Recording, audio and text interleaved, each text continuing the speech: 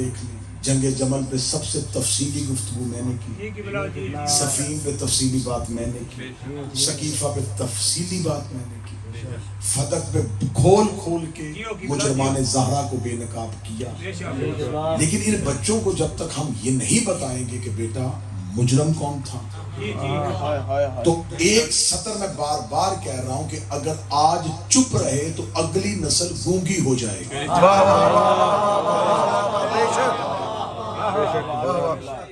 اور پھر میں اس کے لیے ایک لفظ کہا کرتا ہوں کہ اگر آج ہم بہرے ہوئے تو اگلی نسل خود ہی گونگی ہو جائے گی۔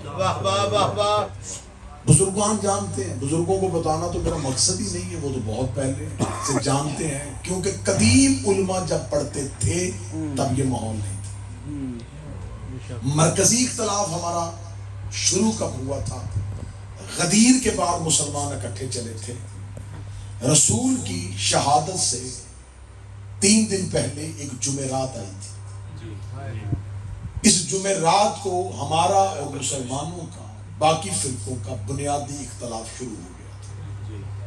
سوموار کے دن یا اتوار اور سوموار کی درمیانی رات رسول کی رحلت تھی، جو اس سے پہلے جمعرات آئی۔ اس جمعرات کو ایک واقعہ ہوا تھا جسے ہماری قدیم کتابوں نے لکھا ہے، اسے المیہ جمعرات کے نام سے بھی کتابوں میں یاد کیا جاتا ہے۔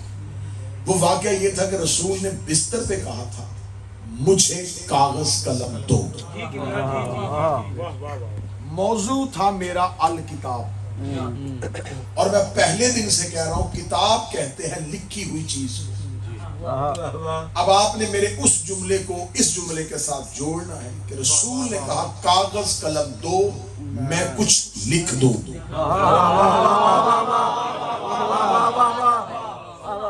رسول کے یہ جملہ کہنے سے پہلے قرآن مکمل نازل ہو چکا تھا۔ اگر ہر چیز کا حکم آ چکا تھا تو رسول کیا لکھوانا چاہتے تھے؟ آج لوگ کہتے ہیں کہ ہدایت کے لیے صرف قرآن ہے، قرآن میں ہر چیز ہے۔ جی میں بار بار کہہ رہا ہوں یہ ظلم ہوا قرآن کے ساتھ۔ جو اشارہ قرآن کر رہا تھا لوگوں نے موڑ کے قرآن کی طرف کیا، نہیں یہ قرآن ہے۔ قرآن کہہ رہا ہے کہ خشک و تر کا ذکر کتاب میں ہے، اصغر و اکبر کا ذکر کتاب میں ہے، غائب کا ذکر کتاب میں ہے، علوم الہیہ کتاب میں ہے۔ مسلمان کہتے نہیں کتاب سے مراد قرآن ہے۔ تو جب قرآن سارا نازل ہو چکا تھا، تو جب رسول نے کہا کہ لاؤ کاغذ قلم میں تمہیں لکھ دوں، اس حدیث کو کہا جاتا ہے حدیث کرتاس۔ یہ اہل سنت کی کتابوں میں لکھی ہوئی ہے کہ رسول نے کاغذ قلم مانگا تھا۔ رسالت مآب کچھ لکھنا چاہتے تھے۔ جو ہی رسالت مآب نے کہا کہ میں کچھ لکھوانا چاہتا ہوں، تو انہوں نے کہا کیا لکھوائے گا تو؟ رسول نے فرمایا وہ لکھواؤں گا تمہیں قیامت تک کے لیے جو گمراہی سے بچا جائے۔ اب کیونکہ رسول عربوں میں بول رہے تھے تو میں کہہ رہا ہوں کہ رسول نے کہا کہ کاغذ قلم دو میں کچھ لکھ دوں، تو میں اردو میں بول رہا ہوں۔ رسول کہہ رہے تھے کہ مجھے کاغذ قلم دو تاکہ میں ایک کتاب لکھوا دوں۔ اب جس نے پہلی مجلس میں سنی ہے تو میں نتیجہ آج عمومی دوں گا، اور پھر سوئم کی مجلس میں مخصوص نتیجہ بائی نیم بتاؤں گا کس کس نے کیا کیا کیا۔ رسالت مآب نے فرمایا میں تمہیں لکھ دوں، لکھنوں نہیں، لکھ کتاب کہتے ہیں، کاتبا کاتبا کاتبو، یہ سارے لکھنے کے سیکھے۔ رسول نے کہا آؤ میں لکھ دوں، میں تمہیں کتاب لکھ دوں۔ رسول کوئی کتاب لکھنا چاہتے تھے، سنی کتابیں میں نہ دکھاؤں میں زبان اس چوک میں کاٹ کے پھینک جاؤں گا۔ جب رسول نے کہا میں ایک کتاب لکھنے لگا ہوں، سامنے بیٹھے ہوئے ایک شخص نے کہا حسبنا کتاب اللہ، ہمیں تیری کتاب نہیں اللہ کی کتاب کافی ہے۔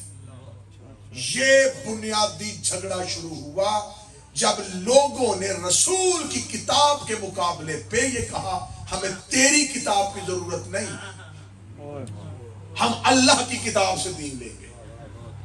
رسالت مآب نے آنکھیں بند کی، اتنا شور ہوا کہ رسالت مآب نے کہا نکل جاؤ میرے حجرے سے۔ قوموا انی، دفع ہو جاؤ میرے حجرے سے باہر، یہ شور نہ کرو۔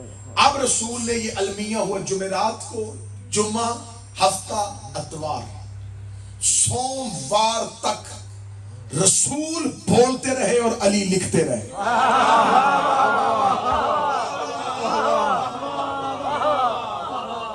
رسالت مآب نے مولا علی کو ایک پوری کتاب لکھوائی۔ اس کتاب کو کہا جاتا ہے کتاب علی۔ مذہب جعفریہ کی سب سے پہلی کتاب تھی کتاب سلیم بن قیس ہلالی۔ مولا امام فرماتے ہیں کہ ہر شیعہ کے گھر یہ کتاب ہونی چاہیے۔ کتاب سلیم بن قیس ہلالی مذہب شیعہ کی پہلی کتاب ہے جو آئمہ کے دور میں لکھی گئی تھی۔ سلیم بن قیس